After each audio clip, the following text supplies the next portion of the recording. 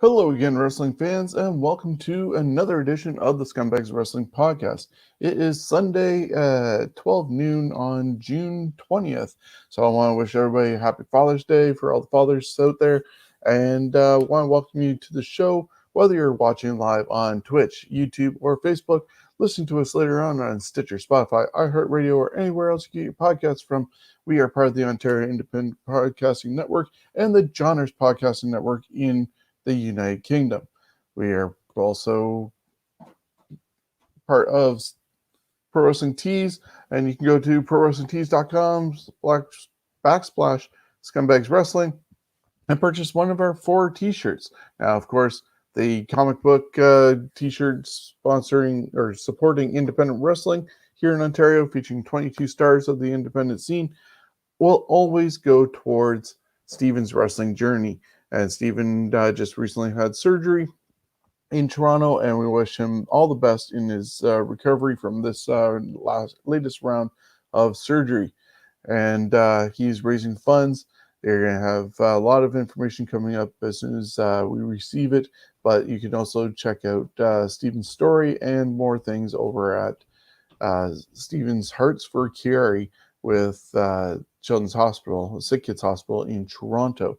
So when you purchase one of those t-shirts, you will be supporting Steven, along with going over to prowrestlingtees.com/prowrestlingjunkies, and they have Steven's 3 special t-shirt made directly for Steven with him on it, where he asks 3 questions. And I believe that he's also part of their podcast asking his 3 questions.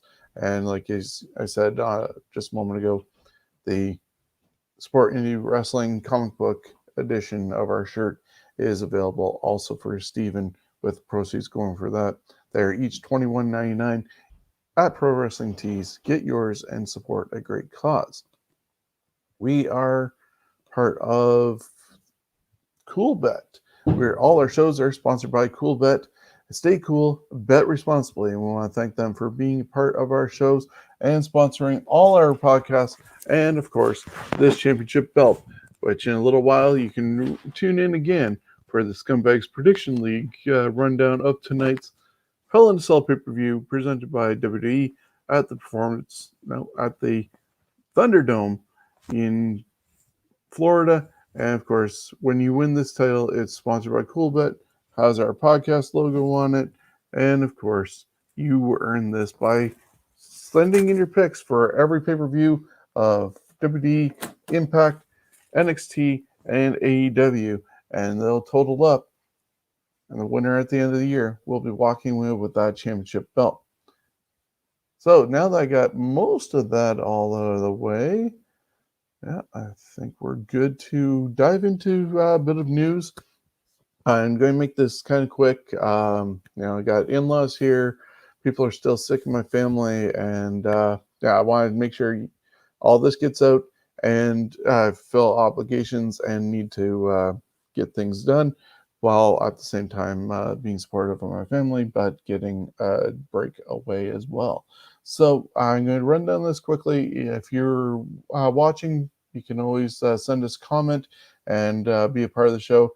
And I can even send you a link so you can personally be in the show and be on screen talking. There's nothing to download, and there's always a way of being a part of the show. Of course, down below is how you can get in touch with us, whether it's on Facebook, Twitter, Instagram, or on our email, scumbagsofwrestling@gmail.com, or go over to our website, scumbagswrestling.ca. We want to send out congratulations to both Jon Moxley and Renee Paquette, along with Brandy Rhodes and Cody Rhodes, with their births of their daughters this week. So congratulations on those blessed occasions of becoming parents. This is the first one for all 4 of them. And I know Cody and Brandy named their daughter Liberty. I have not heard yet a name for Moxley and Renee's daughter. So congratulations to them on their births. ACH is claiming that he is retiring from wrestling. He had some mental breakdowns a year or so ago, especially after the T-shirt that WWE put out with the big smiley face or mouth, and thought it was very racist of them. And then he quit there and then returned to wrestling. Now he's saying that he's retiring. Either way, wish him the best in whatever the future holds for him. If it is taking a break from wrestling for now, then do what you need to do. And if you return, great. If not, well, thank you for everything you provided to wrestling, whether it was over in NXT, ROH, or on the independent circuit. So, ACH announcing, just like Leo Rush did last week, that they are retiring. We want to send out best wishes and thoughts to Don West, the pitchman from Impact Wrestling. Has been diagnosed with brain cancer and unfortunately has a huge fight ahead of him. He'd put his show on hiatus for a little while and recently released a statement letting fans know about his recent diagnosis. So, wishing Don the best. Hopefully, he can get through this and enough treatment and yeah, see another wrestling event or be in touch with fans again and resume his show. But all the best to Don West at this moment, as Jason Houlihan, who met 10 years ago when we were at an Impact show here in London.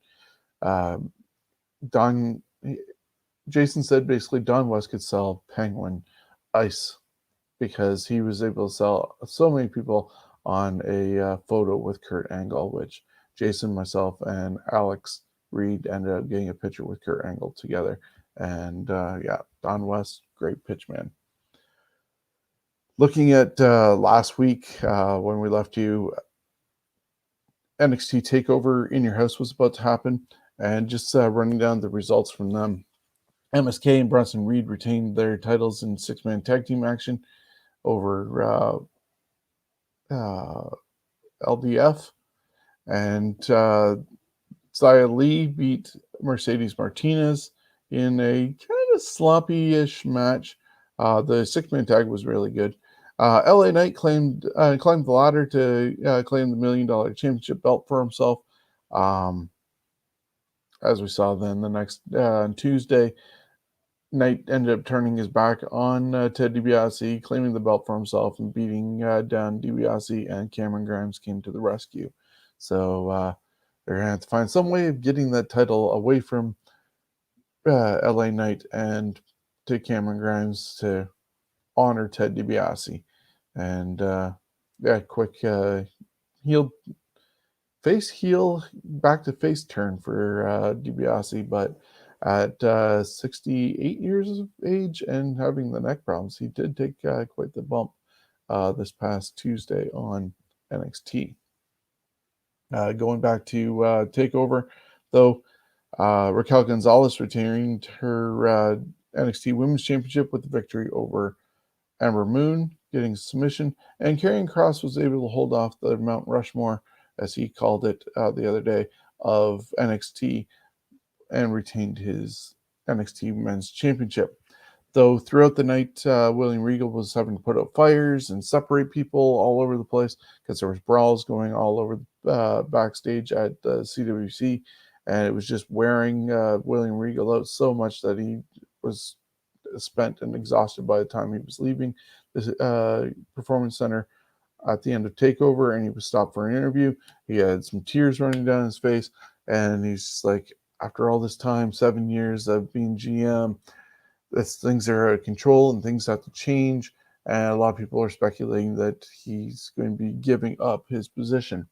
Then we get to Tuesday, and he's back being somber, about to make an announcement. Karrion Kross and Scarlett come out, berate him, and just before he ends up giving up his job as general manager, as speculated on the internet, Samoa Joe came back to NXT and is going to be, instead of taking William Regal's job as GM, he's going to be an assistant to the GM and an enforcer.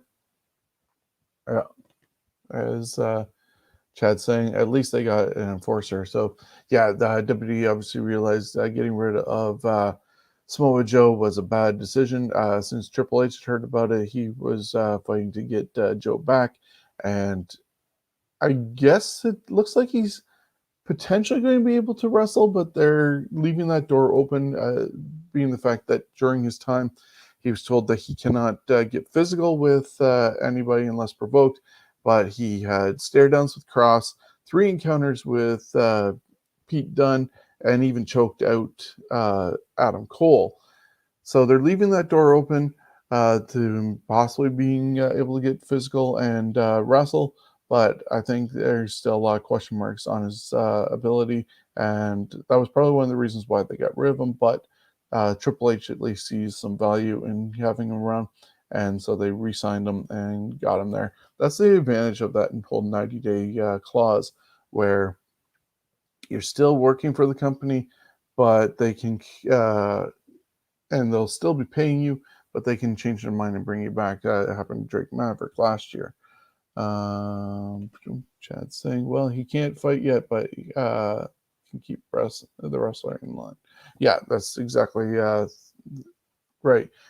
Doing the occasional bump, even just like how Taz does, and doing the choke out, that's not going to be taxing on him. But if he does get clearance, like how Dana Bryan was eventually able to, then we will see the return of Samoa Joe to the ring. So until then, he's just going to be an enforcer, trying to keep everybody in line, and no more brawls like we were seeing all leading up to and through takeover that William Regal was just having enough of. So that was Tuesday, and I mentioned about the fact that LA Knight turned on Ted DiBiase. They're building up right now also to a Great American Bash special edition of NXT which will be on Tuesday night, and it's already going to be headlined by Adam Cole and Kyle O'Reilly in another brawl. This past Friday on SmackDown, WWE held the Universal Championship Hell in a Cell match that was supposed to be between Roman Reigns and Rey Mysterio. That was actually supposed to happen tonight on the pay-per-view, but Rey Mysterio in a tweet apparently couldn't wait anymore to get revenge and demanded to do the match on Friday, which Roman said yes, and so that's when we had that main event, which was a really good match. We knew that Roman was going to retain anyway, so I guess it didn't matter which time it was on, whether it was a special attraction for Friday, which made it the first ever Hell in a Cell on SmackDown history. It's only the third time that they've held a Hell in a Cell match not on an actual pay-per-view. They did twice on Raw back in the 90s. And this is the first time on SmackDown, which Fox was probably really happy about, but USA Network not so much because it's a big deal to get a match like that, and Fox ended up getting it. And so somehow W will probably make it up to USA Network along the way.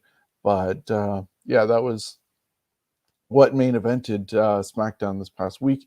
But the odd part that didn't make sense to me is after all the stuff that Jimmy Uso had been doing to get his brother away from Roman and be putting Jay in between Roman and Jimmy, and Jay walked off. All of a sudden on Friday, Jimmy's like, okay, I accept you. I'm part of the family, and Jimmy's missing. Like, there was no drama of getting Jimmy into conceding and being with Roman. So that was kind of crazy. But at the end of the night, Jimmy's helping to hold Roman's hand up and acknowledge him. And now they just have to get Jay back, and the three of them will be together as a family and dominating SmackDown, I guess. We also saw Shinsuke Nakamura win the crown from Baron Corbin, and we saw a setup for matches including Seth Rollins and Cesaro, along with Kevin Owens and Sami Zayn, to happen tonight at the pay-per-view instead. So there's 6 matches going on. I'll run those down a little bit later and then jump back in for a actual prediction show. So I'm only going to run the show no later than 1 o'clock, 12:45 at the latest, but I think we're going to be done way before that. Chad is also saying Friday night. Near Paul say, "Oh my God!" After Roman threw Ray against the cage, yeah, Ray got launched into the cage, much like how Roman was able to launch Dominic the week before. But at least there was a crash pad for Dominic. There wasn't a crash pad for Ray in the cage on Friday night. But yeah, they're just showing dominance. They're getting ready, I think, for Cena to make his return next month when they hit the road, and leading to SummerSlam, which is going to be Cena versus Reigns. But I'm not sure how it's going to play out, because our fans going to be cheering Roman? Are they going to cheer Cena? Will Cena need to be healed just because Roman's going to get cheered in front of the fans? That's going to be quite the barometer to actually get a test on once they return in front of fans starting, was it July 16th, I believe it is, that they return to fans. It's July 7th, and 14th, and 21st for AEW to be in front of fans, and those are Wednesday nights.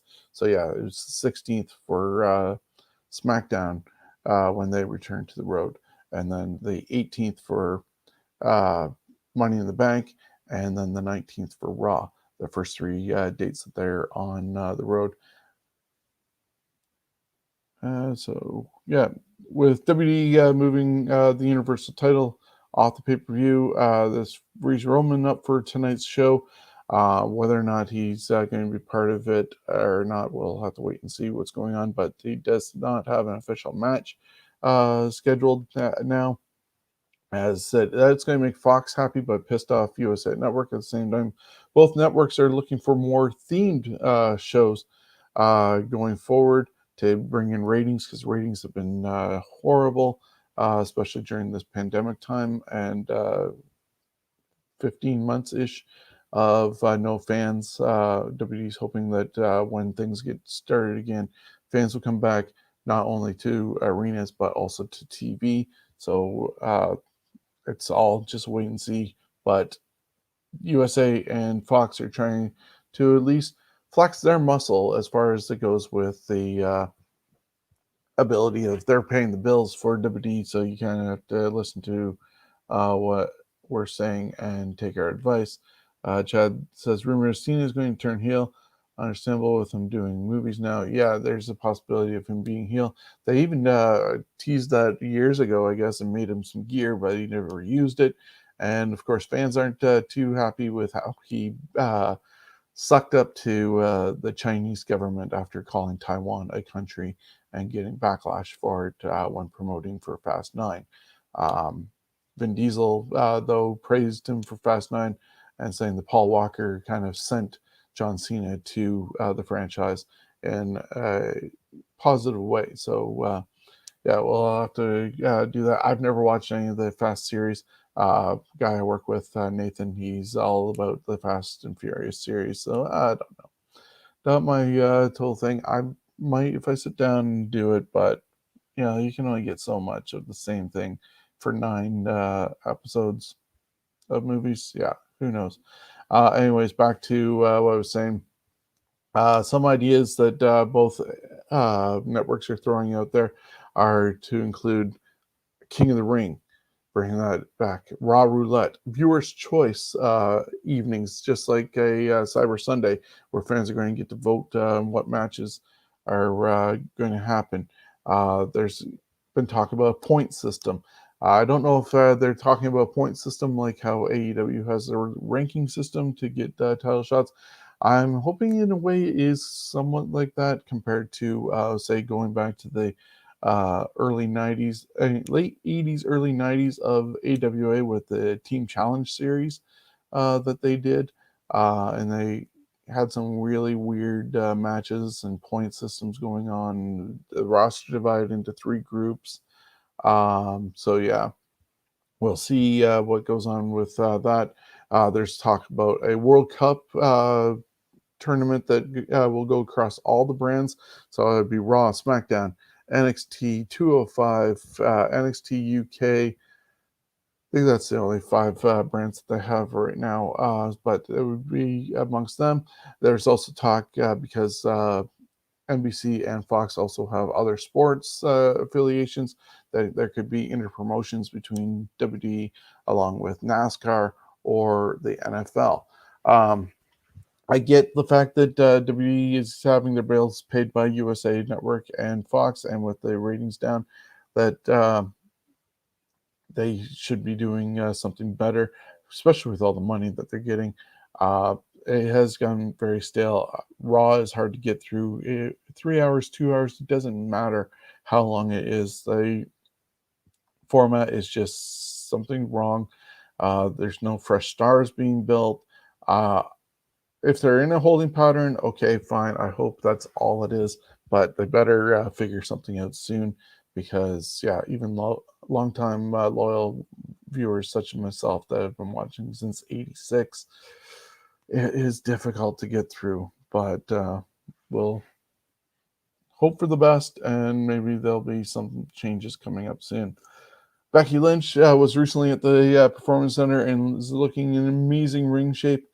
She was working out with Indy Hartwell, so it's only a matter of time before they bring her back. She could also be somebody that they're holding off until going back in front of live fans. Maybe the Raw after Money in the Bank, which would lead to a match at SummerSlam, which they want SummerSlam to look like a WrestleMania-esque show, which doesn't make it much sense timing-wise, because if they're going to be in there for like a 7 o'clock kickoff show, 8 o'clock start time, and done by 11 so people can go up the road and watch the Manny Pacquiao fight, that's 3 hours to jam pack a lot of stuff into. I wish them luck, but who knows? It will be exciting to see what happens when they do put together the full SummerSlam card. AEW reportedly had been showing interest in bringing in Tommy End, aka Aleister Black, once his 90-day no-compete clause was completed. There are people in WWE that were, excuse me, sorry, I need to sneeze there for a second. There were people in WWE that were shocked about the release and thought it was premature given the fact that he was just brought back to TV and was getting new music, new gear, and entrance made for him. And just like Samoa Joe, there's always a chance that Aleister Black could be brought back before his 90 days expires. There are reports that he is getting brought back for a new deal that would include a no-cut clause. We'll have to wait and see what happens. Rumors have him back as early as tonight. Yeah, I just need a break for a moment to blow my nose. So here is a ad from one of our friends on the podcast network. Here at Toiletside Wrestling Talk, we interview the top wrestling stars on the independent wrestling circuit with questions including, who exposed you to wrestling? Were you nervous the night before your first day of training? Did your family support your wrestling dream? Are you a witch? For $700,000, would you legally marry a horse? Have you ever cried from a Vin Diesel movie? These questions and much more on Toiletside Wrestling Talk. Okay, and we're back. Sorry about that. Like I said, I need to blow my nose. Some dust in the air, I guess, down here after some renovations that I've been doing this week while I was off. Anyways, reports of Aleister Black coming back would include a no-cut clause. And we'll have to wait and see what happens if he comes back tonight or not. Otis could be in line for a big heel push, as seen with the image change, including him using his real voice now on Talking Smack. The Alpha Academy has been taking out the Street Profits and are getting themselves into contention for the SmackDown Tag Team titles, which are currently held by the Mysterio family. Titus O'Neil is in the running for a Muhammad Ali Sports Humanitarian Award again this year. He was a finalist last year in the running. Titus does a lot of charity work, which they highlighted when he got the Warrior Award this year at the Hall of Fame. But he does a lot of it without a lot of fanfare and represents WWE really well while doing so. Charlotte Flair was asked about issues with an all women's show like Evolution ever happening again. And she seems to be on the same sort of page that Triple H was about it not being necessary and needed to be done. She likes the idea and it'd be awesome, but at the same time, it's one of those ideas where she's sort of wanting to be on a card with mix of everybody and going out there and being the best person on the show and proving it that way. Not the best woman on the show, not the best man on the show, but the best person. So yeah, we'll see if that happens. And she wouldn't say no to doing another all women show, but things are not necessarily in that regard.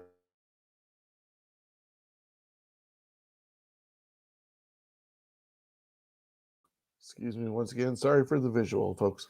But when you gotta blow your nose, you gotta blow your nose. Piper Niven made her debut on Raw against Naomi this past Monday. She replaced Eva Marie in the match. That was supposed to be Eva Marie versus Naomi, and they did not call Piper by her name during the show. Just called her like a friend, enforcer, unknown person, and that's because WWE did recently file for a trademark for the word or name Dewdrop. Uh, this looks like it's going to be Piper's new name. And since appearing, there's been a lot of tweets body shaming Piper. A lot of wrestlers come to her defense and stuff like that. She's even come to her own defense on the body shaming because people like Otis, Kevin Owens, and others that are of larger size are not body shamed, but somehow she is.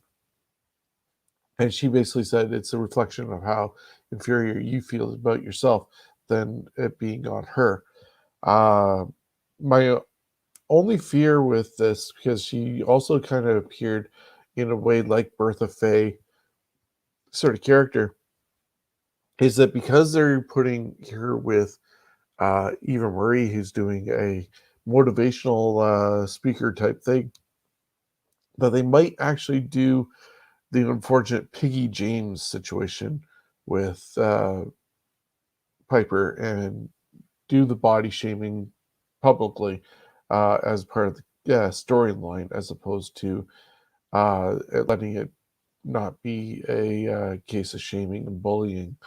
I just hope I am wrong and that they're not going to go down that path with Eva Marie helping her with her self image and body structure, because that'd just be horrible. However, at the same time, Piper is the first NXT UK star to be brought up to the main roster ever.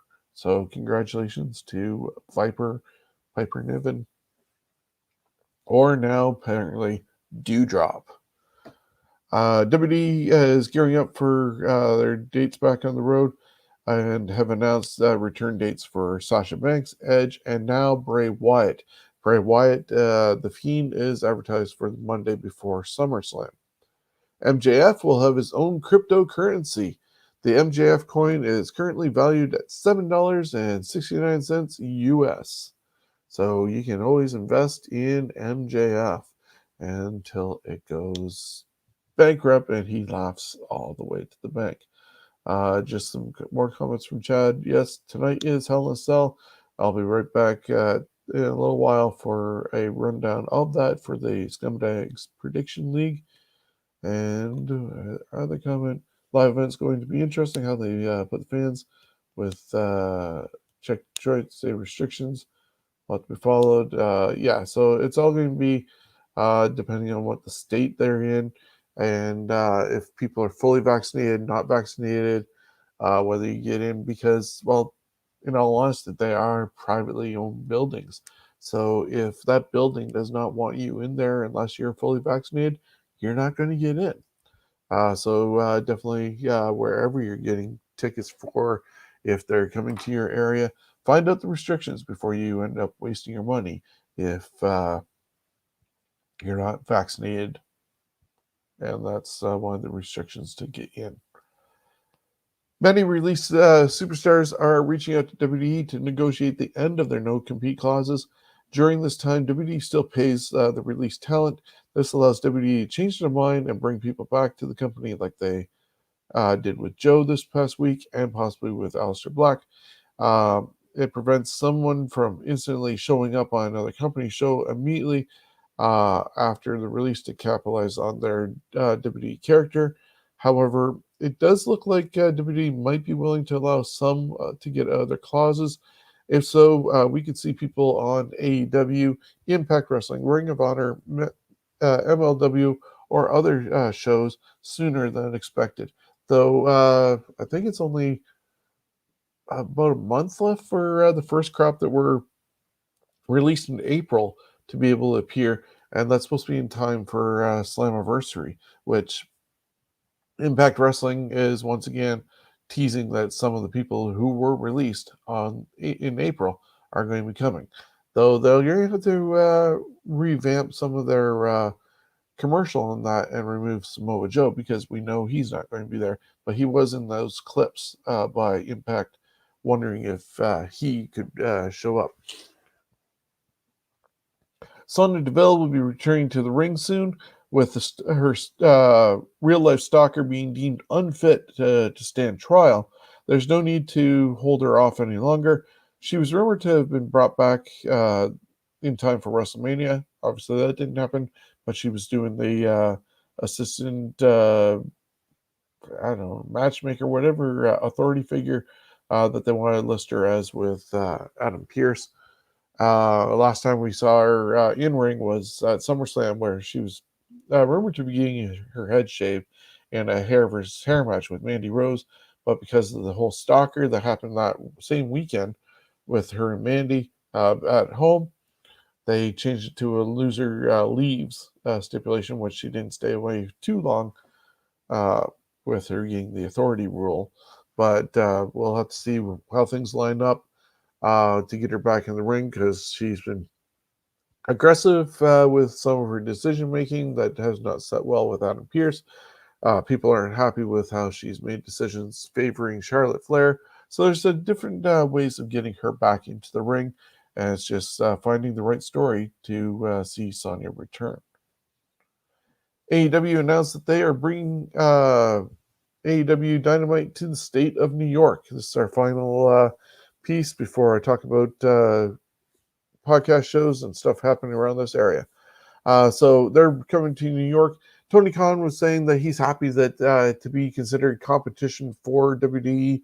I don't know. They're not really competition. They are a nice alternative. They're probably the best of the number twos for sure. Outranking Ring of Honor, Impact, MLW, and all those. But, you know, I don't know. You need a lot more time and to straighten up what's going on.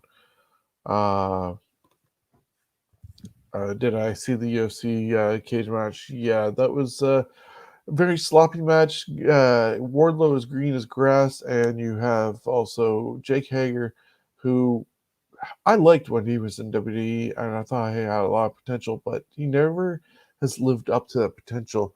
And then they kind of definitely mixed MMA with a work aspect of wrestling.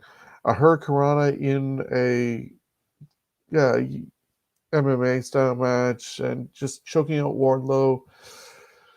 Yeah, wasn't my thing. Just really didn't put much over on that. Darby Allin ended up winning in a 2-on-1 handicap match. Yeah, just not a very good episode of Dynamite. And they'll be probably happy once they are back to the regular time slot, because their audience is half as much as what it usually is when they are on Wednesday nights. Anyways, with them coming to New York, WWE's always been a stronghold for New York State, but before the pandemic hit, AEW was going to hold Dynamite in Rochester, where Brody Lee was set to debut. One of the stops on this three announced tour is going to be Arthur Ashe Stadium, should I say, on September 22nd. Arthur Ashe Stadium is the main grandstand for the U.S. Open tennis tournament. That's so Stadium Court, and they are going to entitle Dynamite Grand Slam that night. Yeah, I've always thought, because when I was younger, I'd watch tennis with my family and see the U.S. Open and the opening of Arthur Ashe Stadium. And just the way that is, I was like, that would be an awesome spot to do a wrestling show. And finally, somebody's thought of it, Tony Khan. And I think it's 20,000-ish people can be in Arthur Ashe Stadium. So wish them luck in filling that and seeing how it looks when that happens on September 22nd. So that's everything for the news that I had. Going to dive into some podcast news in just another moment. Going to blow my nose and get back to you. If you want a variety of wrestling news and history, look no further than the Scumbags Wrestling family of shows. On Wednesday nights at 6 p.m., join Shawn, Steven, and Jonesy as we look for the best of the best and break it all down in a unique tournament format on Fantasy Warfare Tournament. Then, Thursdays at noon, take a look back at the rich history of our great sport with This Week in History. Relive title changes, births, deaths, and some of the best events of all time. Finally, join us for the latest in wrestling news, show results, and predictions Thursday nights at 8 p.m. for the Scumbags Wrestling Podcast. The Scumbags Wrestling can be found on Facebook, Twitter, Twitch, YouTube, and Instagram, along with our audio versions on Stitcher, Spotify, iHeartRadio, or anywhere else you get your podcasts from. We're a proud part of the Ontario Indie Wrestling Podcast Network and the Johners Podcast Network.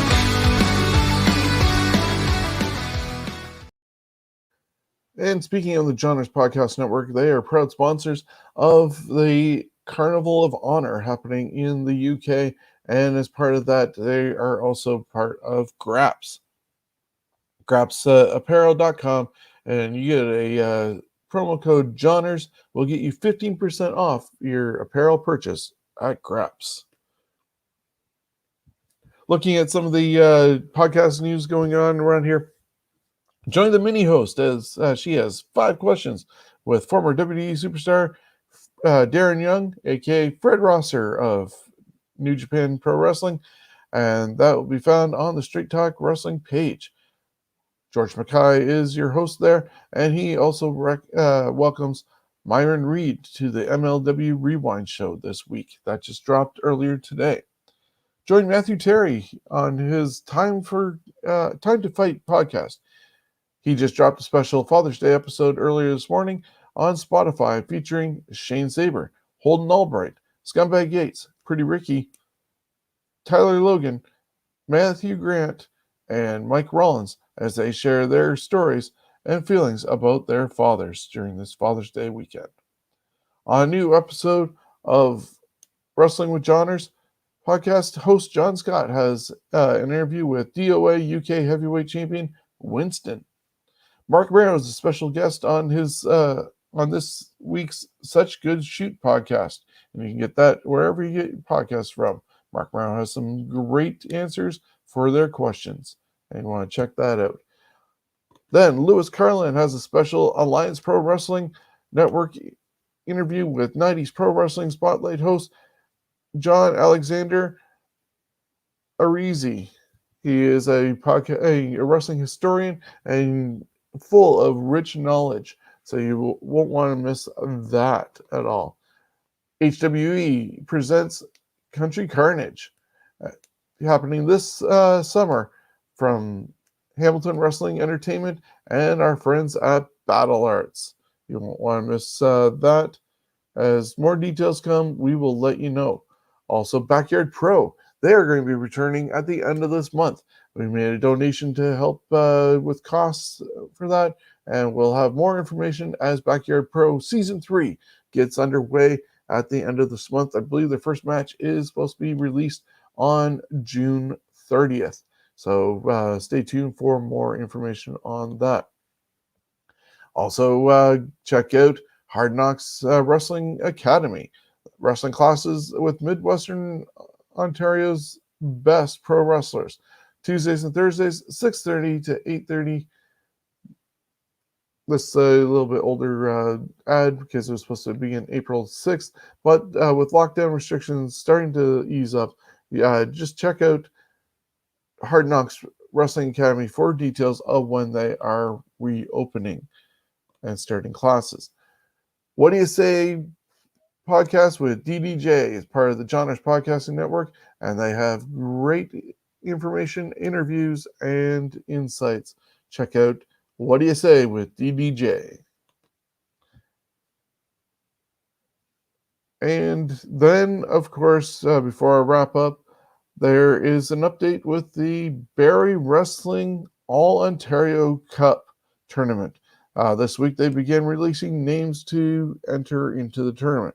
So far, names include Black Lavender, Lionel Knight, Pretty Ricky Wilde, Rip Impact, Kirk Warmack making his return to wrestling after 5 years away, the Diamond Tiger, Cody Durst, the Antihero, SOS, and many more are yet to be announced. Along with the other announcement they made was with James Key making his return to wrestling as the official tournament analyst. So you can check out more things involving Barrie Wrestling and their 30 Ontario wrestlers, All Ontario Cup, a showcase of the best in the province, happening once this pandemic lockdowns are over.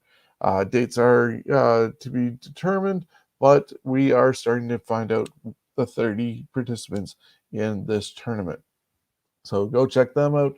And just a reminder that in a few minutes, I'm going to return to cover tonight's Hell in a Cell pay-per-view. That happens tonight on the WWE Network, 7 p.m. With the start time, as opposed to 8 o'clock last week. And then some of the 6 matches that are going to happen include Sami Zayn against Kevin Owens, which should be a really good match. A rematch from WrestleMania, Seth Rollins against Cesaro. As seen this past Monday on Raw, we're going to get Alexa Bliss against Shayna Baszler. The Raw Women's Championship will be on the line as Rhea Ripley defends against Charlotte Flair. In a Hell in a Cell match, we're going to see Bianca Belair defend the SmackDown Championship against Bayley. And the main event we'll see last time for Drew McIntyre to get a shot at Bobby Lashley. Lashley defends the WWE Championship in Hell in a Cell as your main event. So got 2 conflicting times going on. 7 o'clock could be it looks like 7 o'clock is the pre-show, the kickoff, and the main show is actually at 8 o'clock. So check that out. It's the Hell in a Cell happening tonight on the WWE Network. And want to remind you that we are doing our... Sorry, just got to click that off. We are doing our Predictions League, and in 15 minutes, I will be back on the air with a rundown of those 6 matches and give you my picks and tell you how you can be a part of the Predictions League and win this championship belt. I want to thank Cool Bets for hosting all our shows. Cool Bet, stay cool, bet responsibly. So until next time, we'll see you later and have a great week.